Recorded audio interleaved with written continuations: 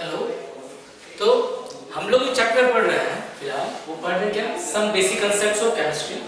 और इसके अंदर हमने बहुत सारी चीज़ें देख ली हैं, ठीक है। अभी लास्ट जो क्लास था उसमें हमने एम्पिरिकल फॉर्मूला, एम्पिरिकल मास, एम्पिरिकल फिर परसेंटेज कंपोजिशन से कैसे हम एम्पिरिकल फॉर्मूलाज वगैरह निकालते हैं, या फिर इससे अगर पहले की बात करें तो आपका मोल्स का हमने बहुत तरह का ये देखा था कि मोल्स को कैसे हम क्या बोलते हैं मास के टर्म्स में रिप्रेजेंट करते हैं, कैसे हम उसको जो वॉल्यूम्स होता है, वॉल्यूम अगर मुझे वॉल्यूम दे रखा है तो वॉल्यूम को कैसे हम मोल्स में कन्वर्ट करते हैं, या फिर नंबर ऑफ कोई स्पीसीज दे रखा है तो उसको कैसे हम मोल्स में कन्वर्ट करते हैं। तो उन सब चीज़ों के बारे में हम ऑलरेडी पढ़ चुके हैं।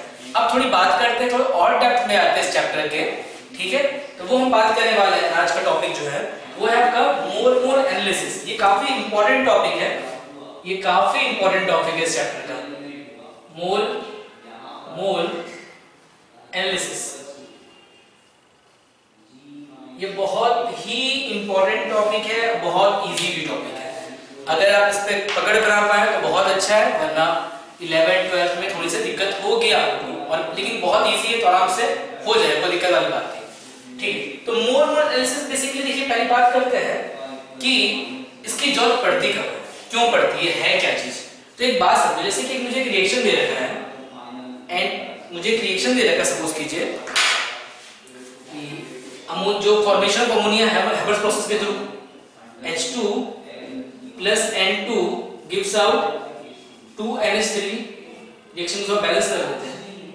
तो ये रिएक्शन की अगर बात करें तो ये रिएक्शन मुझे क्या कहती है, इस रिएक्शन का पहले मीनिंग समझे। इस रिएक्शन में मुझे कहती है, अगर मैं इसको लैंग्वेज में बात करूं तो ये ऐसा कहना चाहती है कि when 3 moles of H2 molecule react with, यहाँ पे 1 है ना, ठीक है, इसको बोलेंगे अच्छा एक बट, हाँ एक बात और ध्यान दें इसको, देखिए एक होता है आपका कोफिशिएंट होता है स्टोइचोमेट्रिक कोफिशिएंट। स्टोइचोमेट्रिक कोफिशिएंट क्या होता है, किसी भी मॉलिक्यूल या कंपाउंड जो भी होता है रिएक्शन में, उसके आगे लगा हुआ जो नंबर होता है उसको हम क्या बोलते हैं, स्टोइचोमेट्रिक कोफिशिएंट कहते हैं।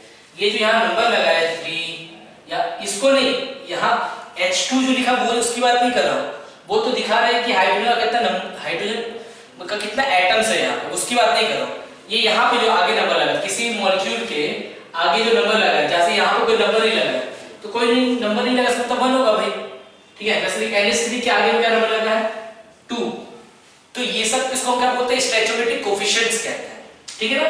तो इस रिएक्शन में क्या होता है, ये रिएक्शन क्या करेंगे, लैंग्वेज में को चेंज करें तो इस रिएक्शन का मतलब ये होगा कि 3 moles of hydrogen react with 1 mole of nitrogen, एक है ना यहाँ पे, तो 1 mole of nitrogen gas to form 2 moles of ammonia. NH3 को अमोनिया कहते हैं, तो 2 moles ऑफ अमोनिया, ठीक है।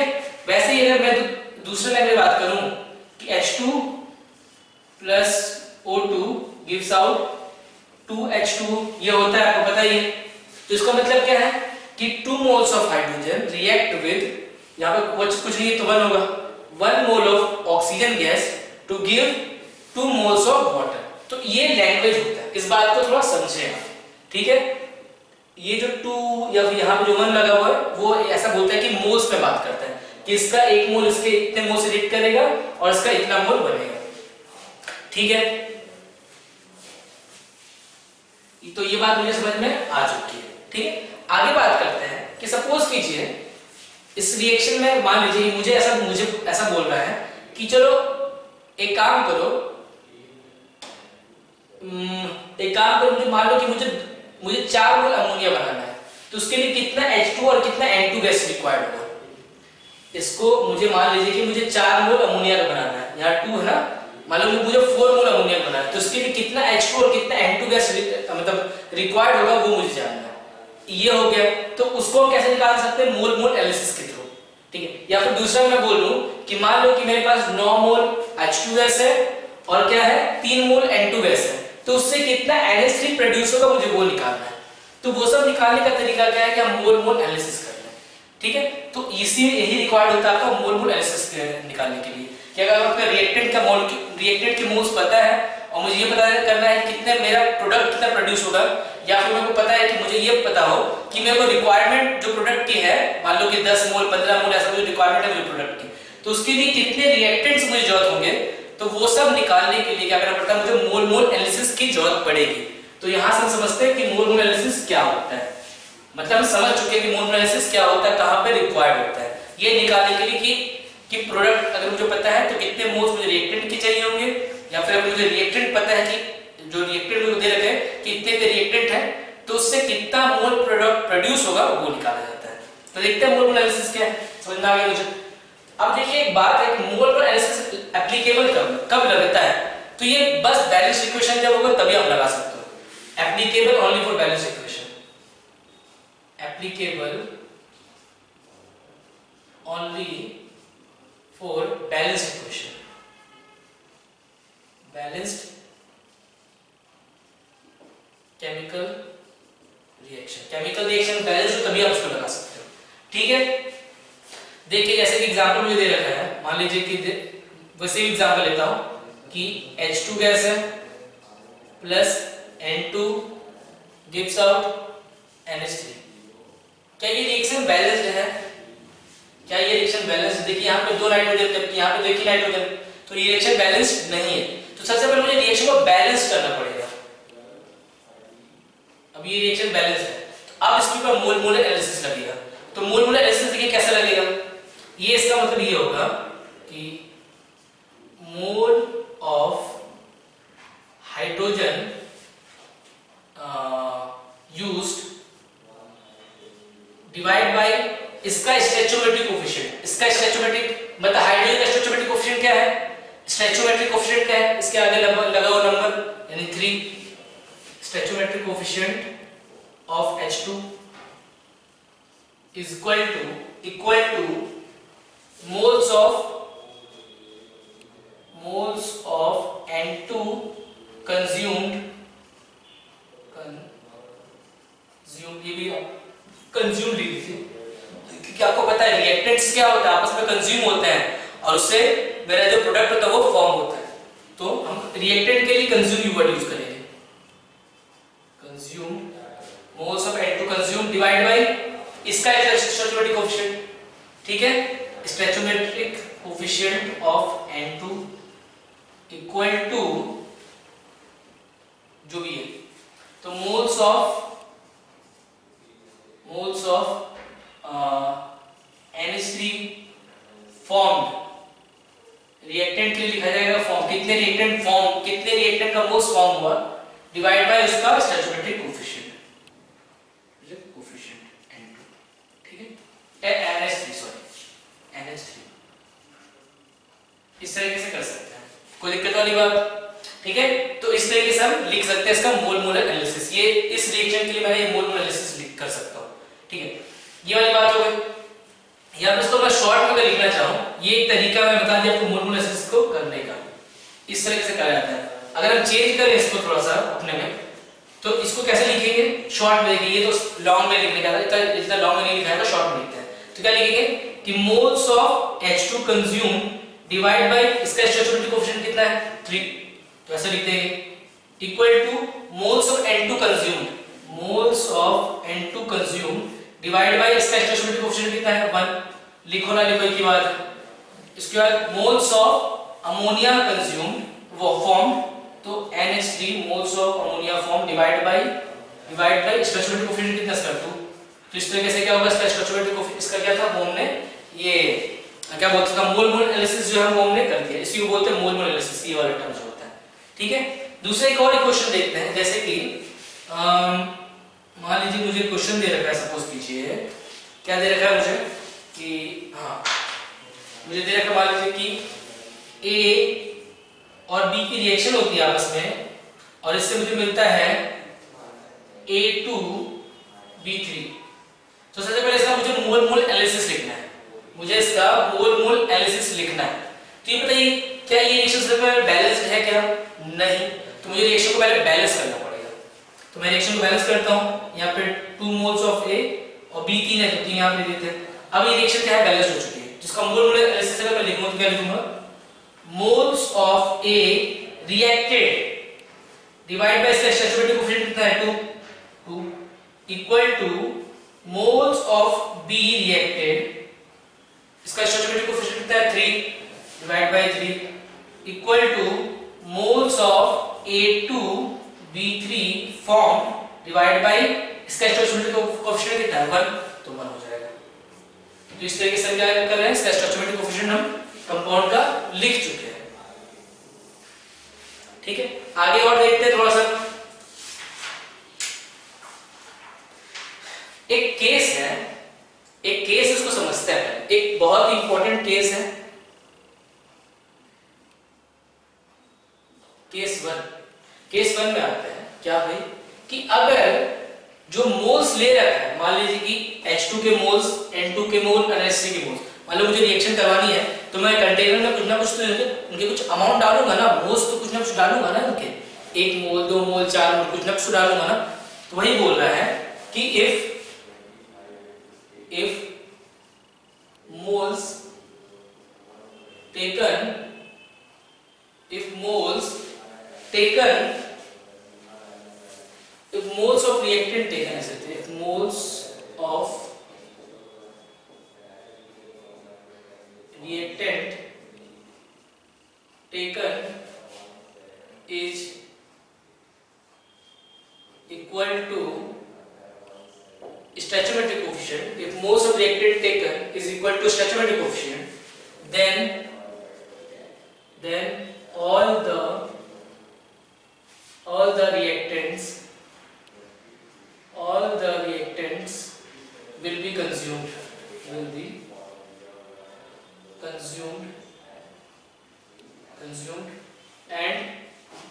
and no reactant will be left out। क्या बोल रहा है कि जो स्टोइचियोमेट्रिक कोएफिशिएंट जो आ रहा है, स्टोइचियोमेट्रिक coefficient if the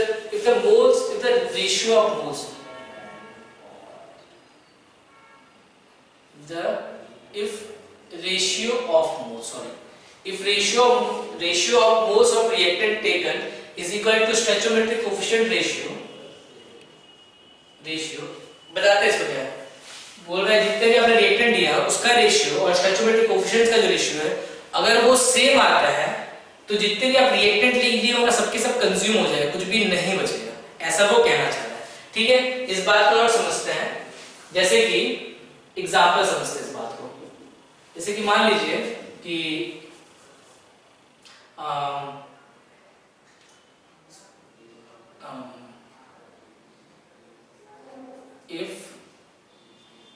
if moles of H2 and N2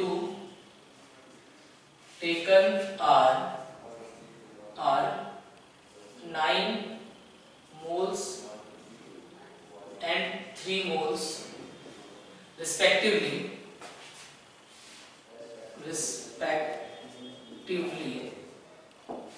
then find number of moles of NH3 formed। ठीक है, NH3 कितना बना होगा ये निकालना है। क्या दे रखा है कि हाइड्रोजन और N2 का जो मोल्स टेकन है, जो लिया है रिएक्शन करने के लिए, वो 9 मोल्स एंड 3 मोल्स है। तो अमोनिया कितना फॉर्म होगा ये मुझे वो निकालना है। तो सबसे पहले रिएक्शन लिखता हूं मैं। रिएक्शन क्या है कि N2 plus 3H2 gives out NH3, 2NH3। ये मेरा बैलेंस रिएक्शन होता है। क्या बोल रहा है रखा है मुझे, सबसे पहले देखते हैं इसका स्टोइचियोमेट्रिक कोएफिशिएंट कितना है। देखिए इसका स्टोइचियोमेट्रिक कोएफिशिएंट कितना 1, इसका 3। ठीक है, तो अगर देखा जाए तो नाइट्रोजन और हाइड्रोजन किस रेशियो में है, नाइट्रोजन और हाइड्रोजन जो है उसका स्टोइचियोमेट्रिक रेशियो कितना है 1:3। अच्छा, मोल्स टेकन जो लिया वो देखते हैं। मोल्स टेकन जो मोल्स लिया गया वो कितने कौन सा रेशियो में है, नाइट्रोजन कितना, हाइड्रोजन कितना लिया गया है 9 मोल्स, और जो हाइड्रोजन लिया गया वो है 9 मोल्स, और जो नाइट्रोजन लिया गया वो है 3 मोल्स। तो इसका रेशियो कितना आ रहा है, इसका अगर रेशियो आप निकालोगे तो कट करेंगे तो फिर से आ रहा है 1:3 का। यदि 1:3, इसका मतलब क्या है कि जो मोल्स हमने लिया है, मोलर रेशियो और जो आपका स्टोइचियोमेट्रिक कोएफिशिएंट का रेशियो वो सेम आ रहा है।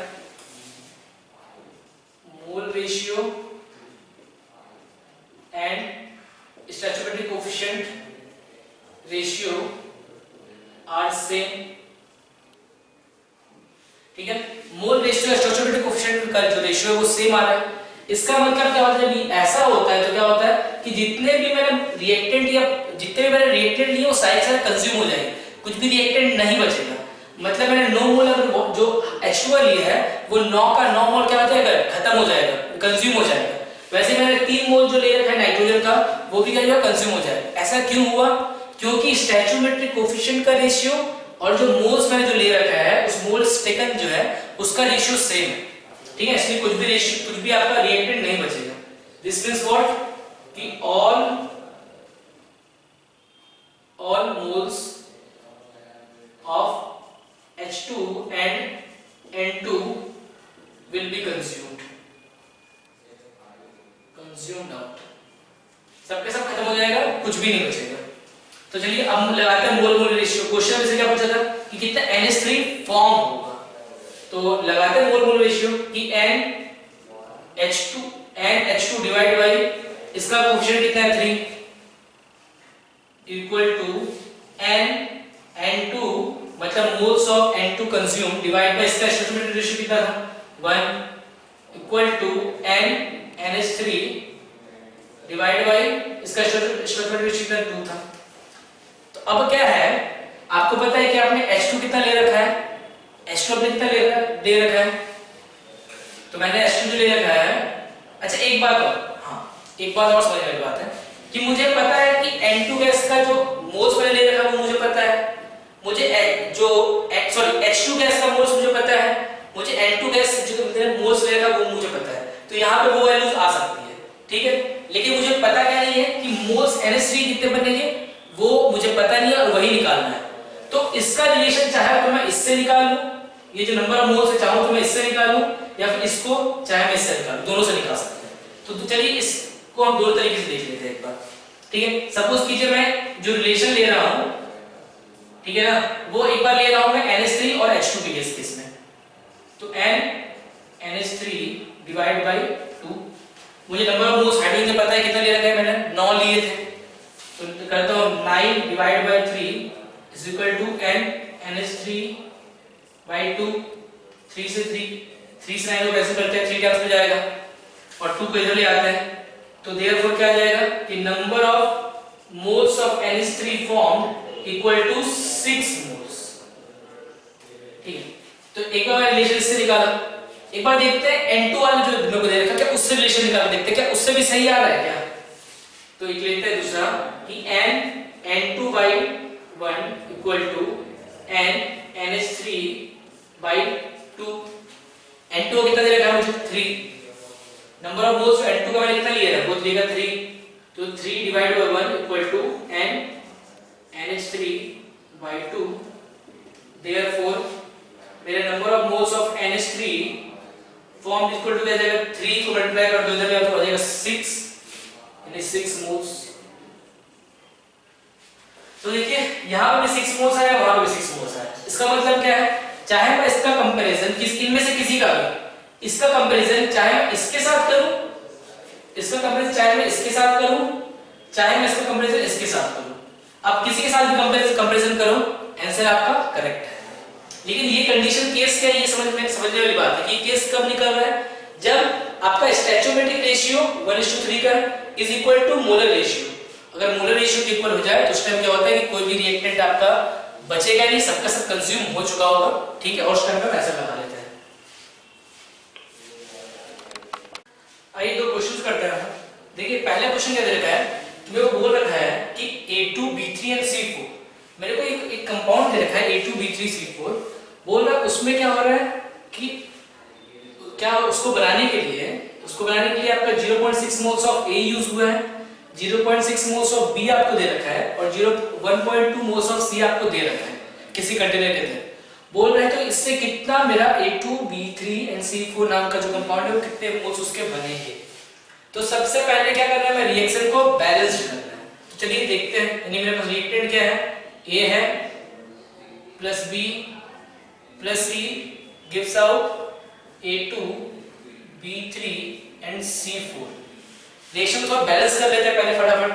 तो यहाँ पे आ जाएगा 2, यहाँ पे आ जाएगा 3 और यहाँ पे आ जाएगा 4, ठीक है। रिएक्शन में देखिए मैंने इजी एग्जांपल्स ले रखे हैं इसमें एग्जाम मतलब बैलेंस करने की झंझट नहीं हो रही है। आपके केस में थोड़ा सा बैलेंस करना पड़ेगा, बैलेंसिंग पे थोड़ा प्रॉपर ध्यान देना पड़ेगा। ठीक है, ठीक है। तो मैंने रिएक्शन को बैलेंस कर ली है। अब आगे बात करते हैं इसका स्टोइकियोमेट्रिक कोएफिशिएंट देखते हैं क्या क्या है। इसका कितना है 2, इसका 3 और इसका 4। तो अगर रेशियो देखिए क्या आ रहा है इसका 2:3:4 का रेशियो आ रहा है, यानी स्टोइकियोमेट्रिक रेशियो जो है मेरा 2:3:4 का है। और मोल्स टेकन उसका रेशियो देखते हैं, मोल्स टेकन कितने मोल्स लिए उसको देखते हैं।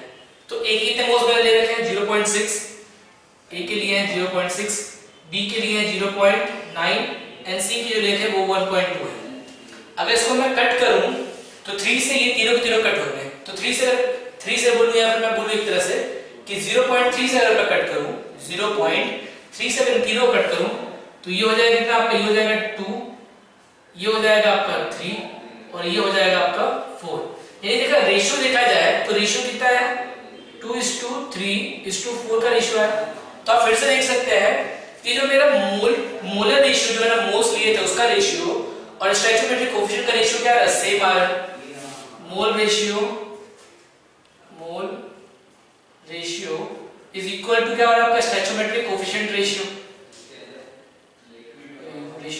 इसका मतलब क्या है, इसका मीनिंग क्या होता है, इसका मीनिंग क्या होता है बताइए। इसका मीनिंग ये होता है कि आपका कोई भी रिएक्शन जब होगी तो कोई भी आपका जो क्या बोलते हैं रिएक्टेंट है वो बचेगा नहीं, सबका सब कंज्यूम हो जाएगा।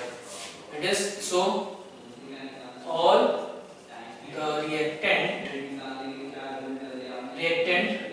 Will be consumed out. ठीक है, तो अब इसका मोल रेशियो लिखते हैं, सॉरी मोल एनालिसिस करते हैं। तो क्या एनालिसिस करेंगे, अगर हम लिखना चाहें तो क्या लिखेंगे कि मोल्स ऑफ ए रिएक्टेड या consumed divide by stoichiometric ratio कितना है 2 is equal to moles of B reacted divide by stoichiometric ratio कितना है 3 and is equal to moles of C reacted divide by stoichiometric ratio 4 divide by sorry equal to moles of A2 B3 C4 form divide by stoichiometric ratio कितना है 1। ठीक है, मुझे एक N A पता है, एन बी पता है, एन सी पता है, मुझे सबका मोल्स दे रखा है, मुझे ये निकालना है। तो चाहे मैं चाहूं तो इसका रिलेशन इसके साथ निकाल सकता हूं, मैं चाहूं तो इसका रिलेशन इसके साथ निकाल सकता हूं, अगर मैं चाहूं तो इसका रिलेशन इसके साथ निकाल सकता हूं। इन तीनों में से किसी के साथ भी देखूंगा तो मेरे को Na2 B3 C4 perfectly calculated हो जाएगा। तो मैं एक खुद से निकाल के आपको बता देता हूं, बाकी आप दो के साथ खुद से ट्राई करें, दोनों ही केस में जो आंसर आएगा वो सेम आएगा। मैं ले लेता हूं आपका Na number of moles of A and A2 B3 C4 के बीच में कंपैरिजन करता हूं। तो 2 is equal to n A2 B3 C4 divide by 1 से।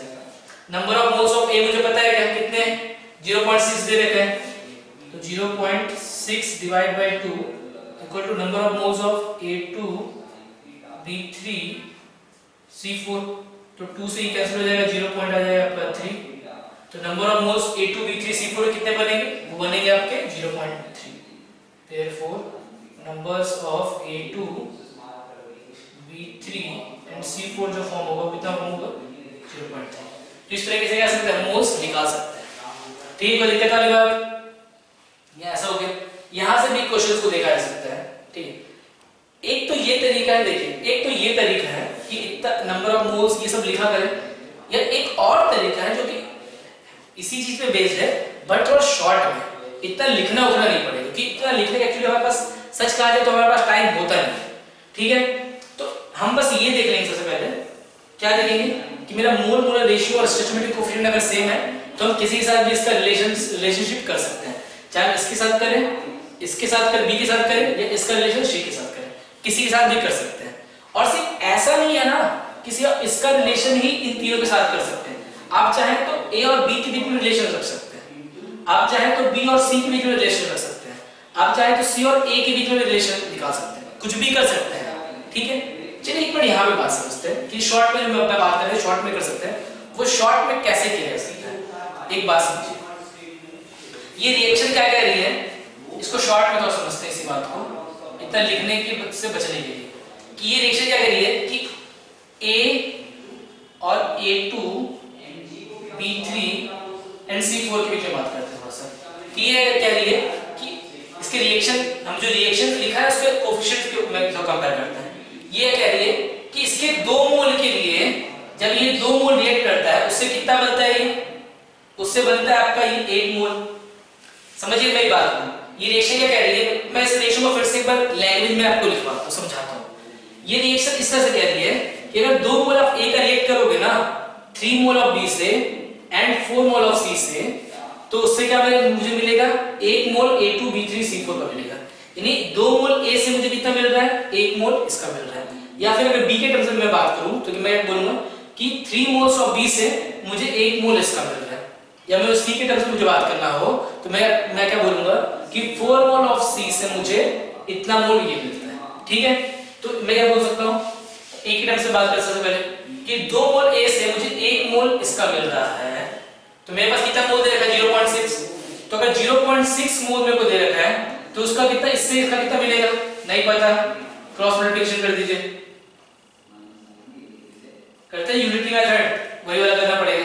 तो therefore number of A2B3C4 form क्या हो जाएगा, जो मिल गया देख क्रॉस मल्टीप्लिकेशन में जो एरो है जो मिल जाता है उसे ऊपर लिखा जाता है। जैसे इस एरो की बात करें, इस वाले एरो की, तो इसका आपका 1 इधर इस साइड का ही पता है और ये वाला ही पता है, तो 1 into 0.6 डिवाइड बाय 2 से कर दीजिए, तो आ जाएगा आपका 0.3 एंड 0.3 मोल्स। Semi answer. तो इस तरह से शॉर्ट में भी कर सकते हैं, और शॉर्ट में मैं तो प्रेफर करूंगा कि आप शॉर्ट में करें, ज्यादा सही रहता है।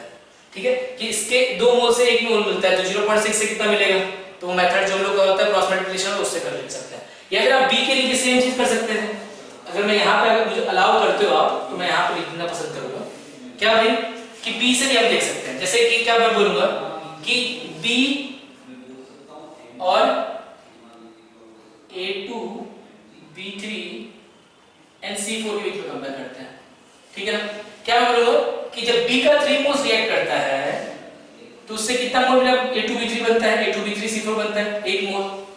तो जब B का कितना दे रखा आपको 0.9 दे रखा है, जब 0.9 मोल्स रिएक्ट करेगा तो उससे कितना बनेगा नहीं पता, फिर से क्रॉस मल्टीप्लिकेशन कर लीजिए, जो मिल गया सो ऊपर, जो नहीं मिला सो नीचे। तो आपका हो जाएगा number of moles of A2B3C4 form equal to हो जाएगा 0.9 into 1 डिवाइड बाय 3, तो ये फिर से आ गया 0.3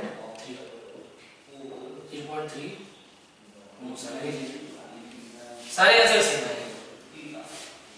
ठीक है, तो इस तरीके से क्या होता है, आप चाहे तो A2B3 इसका रिलेशन A के साथ कर लीजिए, B के साथ कीजिए, फिर C के साथ कीजिए, किसी के साथ भी कीजिए, आंसर सेम आएगा। और हो सके तो इस लैंग्वेज को थोड़ा पकड़ने की कोशिश कीजिएगा कि मैं क्या कहना चाह रहा हूं कि इसके A का 2 मोल किसे 1 मोल इसके ये प्रोड्यूस होता है, तो अगर 0.6 मोल तो उससे कितना प्रोड्यूस होगा।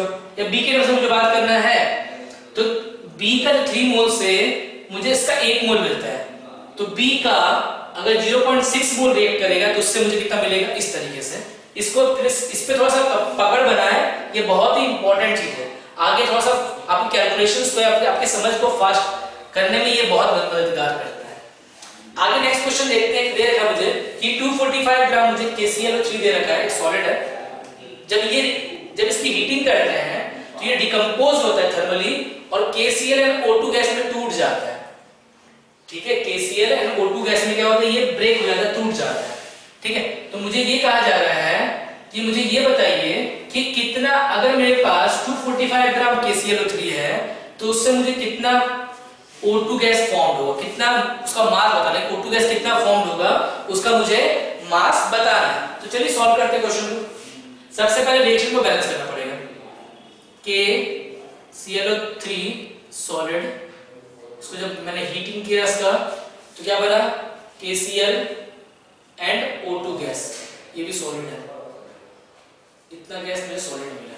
ठीक है, एक काम करते हैं रिएक्शन को बैलेंस करने के लिए, यहाँ पे आपको और 3 तो ये कर देते हैं। रिएक्शन मेरा क्या है, बैलेंस हो चुका है। ठीक है, अच्छा एक बात और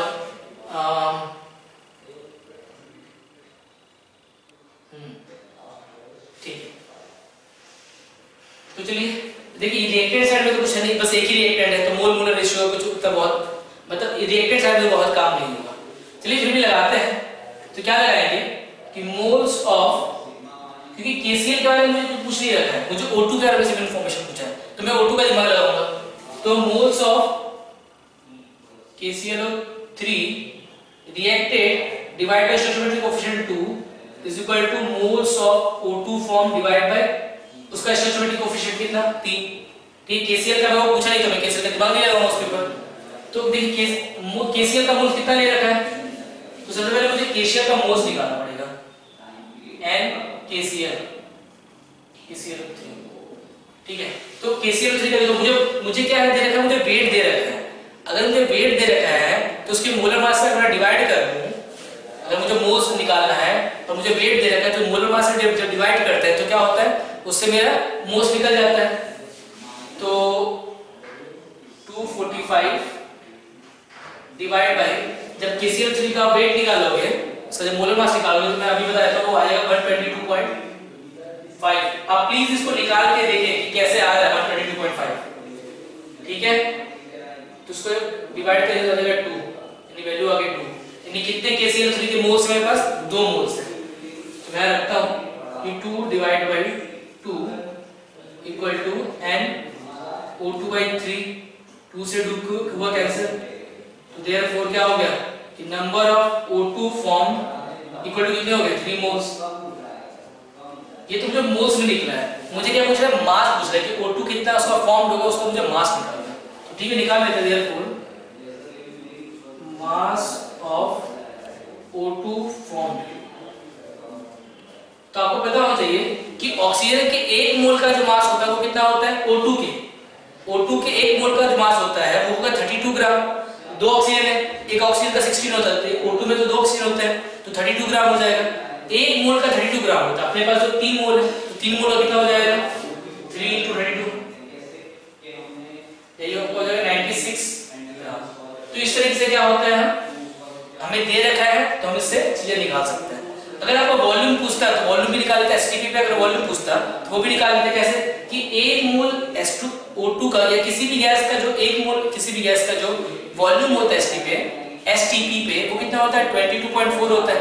तो अपने पास 3 मोल दे रखा है तो 3 मोल के अकॉर्डिंग कैसे क्या वॉल्यूम हो जाएगा, वो मान लीजिए अगर मुझसे पूछ लेता है कि वॉल्यूम क्या होगा, volume of O2 eight STP, तो 1 मोल का वॉल्यूम जो पता है 22.4 होता है, अपने पास कितना है 22.4 लीटर होता है, अपने पास कितना है 3 मोल्स है। तो इसको मल्टीप्लाई कर दोगे अगर तो आ जाएगा कुछ आपका 412 और 67.2 लीटर। इस तरीके से मैं O2 का वॉल्यूम भी निकाल सकता हूं, बट क्या जरूरी है कि हमें मोल्स से पता चले। अगर मोल्स पता चले तो हम इसे मास में भी कन्वर्ट कर सकते हैं, उसे वॉल्यूम में भी कन्वर्ट कर सकते हैं या नंबर ऑफ मॉलिक्यूल्स में भी कन्वर्ट कर सकते हैं। ठीक है, इसलिए क्या मोल्स का फार्मूला वगैरह जो भी वो निकालना समझना बहुत इंपॉर्टेंट है। देखिए केस नंबर 2 देखते हैं। केस नंबर 1 में हमने क्या देखा था कि जो भी रिएक्टेंट के मोल्स जो हमने लिए थे, ठीक है ना, उसका रेशियो और जो स्टोइचोमेट्रिक कोएफिशिएंट था उसका रेशियो अगर सेम आ रहा था तो हमने क्या देखा था कि सारा का सारा रिएक्टेंट जो हमने लिया है उसके मोल्स जो ले रहे हैं रिएक्टेंट के वो सारे कंज्यूम हो जाते थे और कुछ भी बचता नहीं था। ठीक है, और उसमें एक और चीज क्या देखा था कि हम किसी भी रिएक्टेंट या प्रोडक्ट का रिलेशन किसी भी रिएक्टेंट या प्रोडक्ट से कर सकते थे। ठीक है, ये चीज हमने उसमें देखा था, मतलब उसका मोल मोल रेशियो के अकॉर्डिंग हम प्रोडक्ट या फिर रिएक्टेंट कितना फॉर्म हो रहा है, इसलिए रिएक्टेंट कितना प्रोड्यूस्ड कंज्यूम्ड हुआ है या प्रोडक्ट कितना फॉर्म हो रहा है वो हम निकाल सकते हैं। यहाँ पे उस चीज की एक लिमिटेशन आती है। क्या लिमिटेशन आती है वो देखते हैं। एक सेकंड केस है। सेकंड केस क्या कहता है कि अगर जो रेशियो है जो मोल्स टेकन रिएक्टेंट का मोल्स टेकन और जो स्टोइचोमेट्रिक कोएफिशिएंट है अगर वो रेशियो सेम ना हो तो क्या होती है, तो उसके बाद क्या होता है उसमें दो चीजें होती हैं। दो चीजें क्या होती है कि at least one of the reactant will be completely consumed out। Consumed out. ठीक है, क्या बोल रहे हैं कि इस क्या होगा अगर नहीं दिया गया स्टैच्यूरेटिव रेशियो में तो क्या होगा, कोई ना कोई एक रिएक्टेंट, एटलीस्ट कोई ना कोई एक रिएक्टेंट जरूर होगा जो कि सबसे पहले खत्म हो जाएगा और पूरी तरह से खत्म होगा। ठीक है ना, और क्या अब क्या सुन रहे, मेरी बात सुन, सपोज कीजिए एक मेरी बात समझिएगा, जैसे कि H2 एंड O2 है, इससे मेरा बनता है 2H2O। ठीक है, अगर मान लीजिए कि मैंने H2 का सिर्फ 2 ही मोल लिया है, ठीक है, H2 का 2 मोल लिया है, लेकिन ऑक्सीजन का मैंने 4 मोल ले लिया है, तो क्या ऑक्सीजन के चारों, जब ये रिएक्शन होगी तो ऑक्सीजन के चारों मोल क्या खत्म होंगे, या ऑक्सीजन के चारों मोल खत्म होंगे क्या? ठीक है, या फिर मैं दूसरे लाइन में बोलूं, इसको और थोड़ा डीप में बाद में समझ में आएगा। एक बात को समझिए, मान लीजिए कि मैं हाइड्रोजन के मैंने कुछ मोल लिए हैं, हाइड्रोजन के मैंने कुछ मोल लिए हैं और ऑक्सीजन का मैंने बहुत सारा मोल लिया है, तो क्या ऑक्सीजन का सारा ऑक्सीजन रिएक्ट कर जाएगा? हाइड्रोजन थोड़ा सा, इसलिए हाइड्रोजन पूरा रिएक्ट कर जाएगा, लेकिन क्योंकि ऑक्सीजन एक्सेस अमाउंट में है तो क्या ऑक्सीजन पूरा रिएक्ट कर पाएगा? नहीं कर पाएगा। ठीक है, तो सेम चीज हमें यहाँ पे देखना पड़ेगा। तो यहाँ पे क्या होगा कि H2 जो है वो पहले ही खत्म हो गया, क्योंकि H2 क्या था आपका लिमिटेड अमाउंट में था, कम अमाउंट में था, इसलिए H2 पहले ही खत्म हो गया और ऑक्सीजन बच गया। ठीक है, तो और क्योंकि अब हाइड्रोजन खत्म हो चुका है तो ऑक्सीजन किससे रिएक्ट करेगा? अगर हाइड्रोजन फिनिश हो चुका है रिएक्शन, अगर कंटेनर में H2 का सब पड़ा ही नहीं है, तो O2 क्या है, जैसा का जैसा O2 क्या है, O2 के फॉर्म में रह जाएगा, फर्दर और इसकी रिएक्शन होगी नहीं और रिएक्शन यहाँ पे स्टॉप हो जाएगी। ठीक है, इस बात समझ में आ रही है? तो सेम चीज वही कह रहा है कि अगर ये ऐसा ना हो, स्टैच्यूरेटिव रेशियो और मोल्स टेकन जो है उसका रेशियो अगर सेम ना हो, तो उस केस में क्या होगा कि one of the reactant will be completely consumed out, पूरी तरह से कंज्यूम्ड आउट हो जाएगा, सबसे पहले खत्म होगा। ठीक है ना, और उस रिएक्टेंट को हम क्या कहेंगे, उस रिएक्टेंट को हम क्या कहेंगे, consumed out, and that reactant will be called limiting reagent, कहेंगे, लिमिटिंग रिएजेंट कहेंगे। ठीक है, इसको करेंगे किससे, LR से रिप्रेजेंट करेंगे, लिमिटिंग रिएजेंट। एक तो ये वाली बात होगी। दूसरा क्या होगा, अब भाई एक रिएक्टेंट तो क्या हुआ, एटलीस्ट कम से कम एक रिएक्टेंट तो क्या अपना कंज्यूम हो गया पूरी तरह से, लेकिन क्योंकि अब एक रिएक्टेंट पूरी तरह से कंज्यूम हो गया है तो बाकी जो रिएक्टेंट होंगे वो क्या होंगे, फर्दर रिएक्शन होगी नहीं और रिएक्शन वहां पे स्टॉप हो जाएगी। तो बाकी के रिएक्टेंट जो बच गए उसको हम क्या कहेंगे, एक्सेस रिएक्टेंट कहेंगे। ठीक है ना, and the other reactant will be left out, जिसको हम क्या कहेंगे, कौन सा, एक्सेस रिएजेंट कहेंगे, एक्सेस रिएजेंट। ठीक है, इसका नाम क्या होगा, एक्सेस रिएजेंट होगा। तो इससे रिलेटेड कुछ क्वेश्चन हमें देखना है, इसको कुछ समझते हैं एग्जांपल के थ्रू ज्यादा बेहतर समझ में आएगा। ठीक है, देखिए जैसे कि मान लीजिए कि मुझे एक क्वेश्चन दे रखा है एग्जांपल के तौर पे कि A plus 2B gives out आपका AB2। ठीक है, इसका मुझे स्टैच्यूरेटिव रेशियो पता है 1:2 का, इसका 1 है, स्टैच्यूरेटिव 2 है। ठीक है, और इसका फिर क्या दूं, यहाँ पे 1 हो जाएगा, और क्या कितना है यहाँ पे 1 है। मानते हैं at t=0, एक बात समझे, t=0 मतलब क्या होता है कि इनिशियली t=0 कभी भी लिखा है, इसका मतलब इनिशियली जो मोल्स ले रखे हैं, इनिशियली मोल्स टेकर, इनिशियली जो मोल्स लिए हैं, मानते हैं, सपोज करते हैं कि A के मोल ले रखे, मान लीजिए मैं बोलता हूं कि 2 और B के मोल्स मैंने ले लिए हैं 1000, तो बोल रहा है कि C क्या बनेगा, नहीं बनेगा, वो तो अपनी जगह पे है। ठीक है, एक बात समझिए, पहले इस A के मोल 2 ले रखे और B के 1000 मोल ले रखे हैं। ठीक है, तो इस बात को समझिए कि क्या होगा कि A के 1 मोल के लिए 2 मोल रिक्वायर्ड होता है B का, A के 1 मोल के लिए B का कितना मोल्स रिक्वायर्ड होता है 2, तो यहाँ पे कितना मोल दे रखा है मुझे, B का 2 दे रखा है, तो 2 के लिए कितना चाहिए होगा, 4 मोल B चाहिए होगा। बात को समझो, आप क्या कह रहा हूं मैं, A और B के बीच में रिलेशन देख रहा हूं कि A के 1 मोल के लिए B का कितना मोल चाहिए होता है कितना मोल रिएक्ट करता है 2, तो अपने को तो दे रखा है इनिशियल मोल्स कितने बी के 2, तो सॉरी ए का कितना दे रखा है 2, तो अगर 2 मोल्स है तो उसके लिए कितना रिक्वायर्ड होगा बी, या फिर बी कितना रिएक्ट करेगा कंज्यूम्ड होगा, तो वो हो जाएगा आपका बी कंज्यूम्ड, वो हो जाएगा आप निकालो क्रॉस मल्टीप्लिकेशन करके तो वो आएगा आपका 4, यानी 4 मोल्स क्या होगा बी कंज्यूम होगा, ठीक है ना। और क्योंकि 2 मोल ए मैंने बोला कि 2 मोल कंज्यूम पूरी तरह से हो चुका है, 2 मोल जब बी कंज्यूम हुआ तो बी का 4 मोल कंज्यूम होगा, ठीक है। तो क्या हो गया ए तो पूरा कंज्यूम खत्म हो गया, लेकिन बी का तो सिर्फ 4 ही मोल खत्म हुआ ना भाई, बी का जो था वो सिर्फ 4 ही मोल कंज्यूम हुआ है, यानी 1000 में से 4 मोल चला गया तो 996 मोल तो ऐसे वैसे पड़े रह जाएंगे, ठीक है ना। तो इसका मतलब क्या है कि ए पहले से खत्म हो गया और ए के खत्म होने से क्या हुआ रिएक्शन जो है स्टॉप हो गई, फर्दर रिएक्शन होगी नहीं, बी वैसे का वैसा बचा रह जाएगा, ठीक है। तो इसमें क्या हो जाएगा, मैं ए को क्या बोलूंगा, ए मेरा हो जाएगा लिमिटिंग रिएजेंट और बी क्या हो जाएगा मेरा एक्सेस रिएजेंट हो जाएगा। ओके, क्या मेरी बात समझ में आई आपको? आशा करता हूं कि समझ में आई।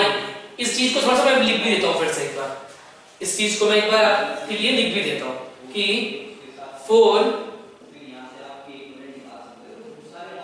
2 moles of A 4 moles of B will be consumed हो जाएगा, तो क्या होगा, so 996 moles of B will be left out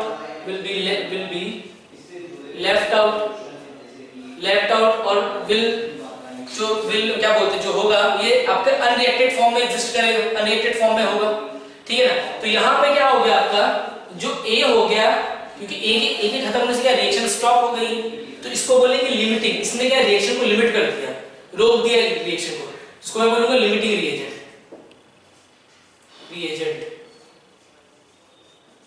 और B को क्या बोलूंगा मैं, क्योंकि B तो अभी एक्सेस अमाउंट में पड़ा हुआ है, A तो खत्म हो गई, B तो अभी बचा हुआ है ना भाई, इसको मैं बोलूंगा एक्सेस रिएजेंट,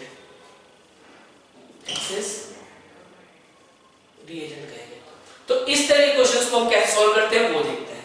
तो इस तरह के क्वेश्चन को सॉल्व करने का तरीका क्या होता है वो देखते हैं थोड़ा सा, या फिर बोलूं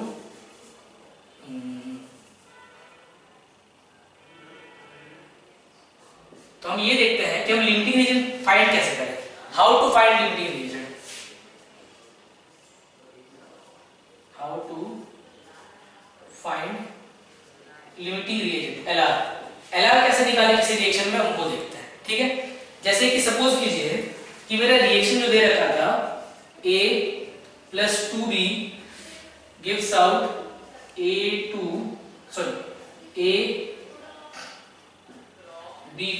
ये मेरे को रिएक्शन दे रखा है सपोज कीजिए, ठीक है, A2 AB2, स्टोइकोमेट्रिक रेशियो मुझे पता है कितना है 1:2 का, ठीक है। अब मैं देखता हूं क्या कि अच्छा एक बात और था, ये सब चीजें हमें निकालने की जरूरत क्या पड़ी, सबसे पहली बात तो क्या था कि अगर मोल रेशियो और स्टोइकोमेट्रिक रेशियो ना हो तब की बात करते हैं। तो यहाँ पे अगर देखा जाए कि देखिए यहाँ पे जो रेशियो 1:2 का था, जबकि यहाँ पे जो रेशियो देखोगे मोल्स टेकन का रेशियो जो है अगर आप निकालोगे तो आ जाएगा 1:500 का, 1:500 का आ जाएगा। इसका मतलब आप देख सकते हैं कि क्या बोलते हैं जो स्टोइकोमेट्रिक रेशियो और मोल्स टेकन रेशियो सेम नहीं है, तो उस केस में क्या करना पड़ता है, हमें ये वाला चीज फॉलो करना पड़ता है, ठीक है। ये थोड़ा बताना रह गया था, ये बात तो यहाँ समझ लीजिए। दूसरा देखते हैं, एक एग्जांपल मिलेगा कि A का मान लीजिए A और B का जो स्टोइकोमेट्रिक रेशियो है वो कितना है 1:2 का, और मैं बोलता हूँ T = 0 पर जो मोल्स टेकन है इनिशियली, मोल्स टेकन मानते मैं ले रहा हूँ क्या, मानते हैं कि मैं A का ले रहा हूँ 5 मोल्स और B का ले रहा हूँ मैं 20 मोल्स। इनिशियली मैं जो ले रहा हूँ A का 5 मोल्स और B का 20 मोल्स ले रहा हूँ, तो मुझे लिमिटिंग रीजन फाइंड करना है। सबसे पहली बात तो क्या, लिमिटिंग रीजन का केस तो तब आएगा जब स्टोइकोमेट्रिक रेशियो और मोलर रेशियो सेम ना हो। यहाँ पे देखते हैं मोलर रेशियो कितना है, यहाँ पर आप देखोगे मोलर रेशियो कितना है 5:20, यानी कट करेंगे तो आ जाएगा 4, 1:4 का रेशियो आ रहा है, यानी मोलर रेशियो और स्टोइकोमेट्रिक रेशियो सेम तो नहीं, मोलर रेशियो और स्टोइकोमेट्रिक रेशियो क्या है सेम नहीं, तो हम यहाँ से क्या निकाल नहीं सकते, ठीक है। हम फिर डायरेक्टली हम वो जो पहले किया था मोल मोल रेशियो यहाँ पे डायरेक्टली अप्लाई नहीं कर सकते, हमें सबसे पहले लिमिटिंग रिएजेंट निकालना पड़ेगा। और सारे जो मोल मोल रेशियो अब मैं लगाऊंगा ना वो लिमिटिंग रिएजेंट के अकॉर्डिंग लगाऊंगा, ठीक है। देखते हैं, चलिए आगे बात करते हैं। तो मेरे को ये समझ में आया कि मोल मोल रेशियो और स्टोइकियोमेट्रिक रेशियो सेम नहीं है, तो मुझे ये सेकंड वाला जो केस है वो यूज करना पड़ेगा। सबसे पहले मैं निकालता हूँ कि मैं लिमिटिंग रिएजेंट फाइंड करता हूँ। तो लिमिटिंग रिएजेंट फाइंड करने का तरीका क्या होता है कि आपको लिमिटिंग रिएजेंट फाइंड करने के लिए डिवाइड मोल टेकन बाय उसके स्टोइकियोमेट्रिक कोएफिशिएंट से, ठीक है ना। या फिर मैं ऐसा बोल देता हूं do moles taken divide by stoichiometric coefficient, और जिसके लिए ये moles taken divide by stoichiometric coefficient जो है जिसके लिए मिनिमम आएगा, मिनिमम वही मेरा स्टोइकियोमेट्रिक कोएफिशिएंट हो जाएगा, वही मेरा लिमिटिंग रिएजेंट हो जाएगा, ठीक है ना। तो चलिए इसके लिए करते हैं अपना मोल्स डिवाइड बाय एससी करते हैं। इसका कितना है मोल्स 5 और इसका ये कितना है, इसका स्टोइकियोमेट्रिक कोएफिशिएंट 1, इसकी वैल्यू कितनी है 5 आ गई। इस पे देखते हैं मोल्स टेकन 20, 2 से डिवाइड किए तो आ गया 10, ये वैल्यू आ गई 10। तो इन दोनों में देखिए मिनिमम कौन सा है, मोल बाय स्टोइकियोमेट्रिक रेशियो का जो वैल्यू है किसके लिए मिनिमम है, ये वाला मिनिमम जो 5 है, ये क्या है मिनिमम है इन दोनों में, मिनिमम। तो इसका मतलब क्या है कि ये मिनिमम किसके लिए है, ए के लिए है, यानी में ए जो मेरा वही लिमिटिंग रिएजेंट है, therefore A is limiting reagent. तो ये बहुत इजी तरीका है लिमिटिंग रिएजेंट फाइंड करने का कि मोल को स्टोइकियोमेट्रिक कोएफिशिएंट डिवाइड कर दो, जिसके लिए ये रेस जो मोल बाय स्टोइकियोमेट्रिक कोएफिशिएंट का जो डिवीजन सबसे लो आएगा वही मेरा लिमिटिंग रिएजेंट हो जाएगा। और बाकी चीजें जो अब करनी है वो इसके अकॉर्डिंग ही हमें करनी होती है। तो देखते हैं आगे, इस चीज को आगे समझते हैं, ठीक है। तो मुझे मान लीजिए पता करना है कि ए और बी और सी क्या क्या चीजें, मतलब कितना ए कंज्यूम होगा, कितना बी कंज्यूम होगा, कितना ए बी टू बनेगा। तो वो सारी के सारी चीजें मुझे ना अब लिमिटिंग रिएजेंट के अकॉर्डिंग देखनी पड़ेगी। तो क्या होगा, ये चीज थोड़ा सा ध्यान देना रखें। नेक्स्ट स्टेप क्या होता है कि नंबर ऑफ या फिर एक्सेप्ट, क्या लिखा जाए इसमें कि mole analysis will be done according to limiting reagent। Limiting reagent के अकॉर्डिंग हम मोल मोलर रेशियो करेंगे, ठीक है। तो देखते हैं कि कितना, सबसे पहले ये देखते हैं कि मुझे ये तो पता चलेगा कि ए जो है वो 5 के 5 मोल कंज्यूम हो जाएगा क्योंकि मेरा लिमिटिंग रिएजेंट है, और जो लिमिटिंग रिएजेंट होता है वो पूरी तरह से कंज्यूम हो जाता है। यही मैंने डेफिनेशन भी लिखी है कि at least one of the reactant will be consume, और जो पूरी तरह से कंज्यूम हो जाएगा उसको हम लिमिटिंग रिएजेंट कहते हैं, यानी ए तो मेरी पूरी तरह से कंज्यूम हो जाएगा। तो चलिए हम देखते हैं बी कितना कंज्यूम होगा, ठीक है ना। तो देखते हैं कि number of moles of A consumed by stoichiometric ratio 1 equal to number of moles of B consumed divide by stoichiometric ratio कितना 2, ठीक है ना। अब देखिए, अब ऐसा यहां पे हम एनबी की जगह पे जो मोल्स हमने 20 लिए थे वो हम नहीं रख सकते, ठीक है ना। हमें सारी चीजें अब इसके अकॉर्डिंग देखनी पड़ेगी। हमें ये देखना, हमें ये एन ए या एन बी जो लिखा हुआ है वो होता क्या है मोल मोलर रेशियो में। अगर रिएक्टेंट के लिए लिखा है तो एन ए का मतलब, मान लो ए और बी रिएक्टेंट जैसे कि इस केस में, तो इसका मतलब होता है कि number of moles of A consumed, number of moles of B consumed. और अगर रिएक्टेंट के लिए साइड, अगर प्रोडक्ट के लिए लिखा है तो वो क्या होता है कि number of moles of product formed, ठीक है। ये जो चीजें होती हैं ये ऐसा नहीं होता कि number of moles of A taken या number of moles of B taken, ये होता है number of moles of A consumed या number of moles of B consumed, और अगर प्रोडक्ट है तो number of moles of product या फिर जो भी चीज है वो ए बी टू फॉर्म्ड, ऐसा करके लिखते हैं। तो चलिए देखते हैं एन ए की वैल्यू क्या है। एन ए की वैल्यू देखिए मुझे 5, तो 5 divided by 1 number of B by 2 therefore N B equal to क्या आ जाएगा 10 मोल्स, यानी मेरे कितने मोल्स कंज्यूम हुए बी के, एन बी क्या रिप्रेजेंट कर रहा है number of moles of B consumed, number of moles of B consumed, कितने मोल्स कंज्यूम हुए तो 10 मोल्स कंज्यूम हुए, यानी 20 में से जितने मैंने बी के लिए रखे थे 20 में से 10 कंज्यूम हो गए, तो 10 क्या रहेंगे वैसे वैसे बचे रह जाएंगे, ठीक है ना, तो 10 मोल्स जो बी के वैसे वैसे बचे रह जाएंगे। दूसरी बात करते हैं नंबर, ठीक है, अब दूसरी बात करते हैं ए बी टू का, तो ए बी टू का रिलेशन मुझे ए के अकॉर्डिंग निकालना पड़ेगा, लिमिटिंग रीजन के अकॉर्डिंग लिखना पड़ेगा, तो number of moles of A consumed by 1 equal to number of moles of A B2 form by, इसका कितना है 1 लिखा गया, कुछ नहीं 1, तो यहाँ पे तो बड़ा सिंपल है वाली बात है, नंबर ऑफ ए कितना कंज्यूम होता 5, therefore n a b2 equal to क्या जाएगा 5 हो जाएगा, इसका मतलब कि number of moles of A b2 form जो होगा वो कितना हो जाएगा 5